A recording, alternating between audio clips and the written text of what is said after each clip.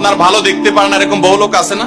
এই হিংসা করলে অনেক সময় বদনজর লাগে, বদনজর। আপনার ভালো কিছু হতে আরেকজনের জ্বালা পড়া শুরু হয়েছে, এর কারণে অনেক সময় মানুষ ক্ষতিগ্রস্ত হয়। বহুবার এই সূরা পড়ে তৎক্ষণাৎ একেবারে পড়ার সাথে সাথে আমি কার্যকরিতা আমার চোখে বহুবার দেখেছি, আলহামদুলিল্লাহ।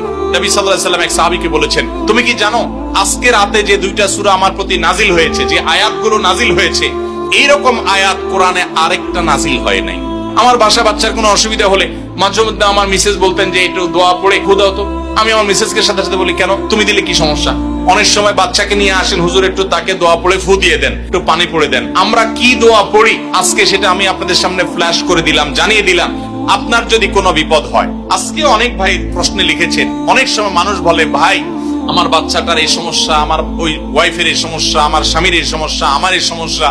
আমরা আল্লাহর কাছে আশ্রয় চাইতে জানি না। আজকে শিখে যান, এই দুইটা সূরা নাজিল হওয়ার যে প্রেক্ষাপট, সেই ঘটনা শুনলে আমাদের ঈমান আরো বেড়ে যাবে ইনশাআল্লাহ। নবী সাল্লাল্লাহু আলাইহি ওয়াসাল্লাম একবার অসুস্থ হয়ে পড়েছেন এবং অসুস্থতাটা এত মারাত্মক ছিল যে আম্মাজান আয়েশা রাদিয়াল্লাহু আনহা বলেছেন, অনেক কাজ তিনি করেন নাই, অথচ তিনি বলতেন তিনি করেছেন, মানে তার মনে হতো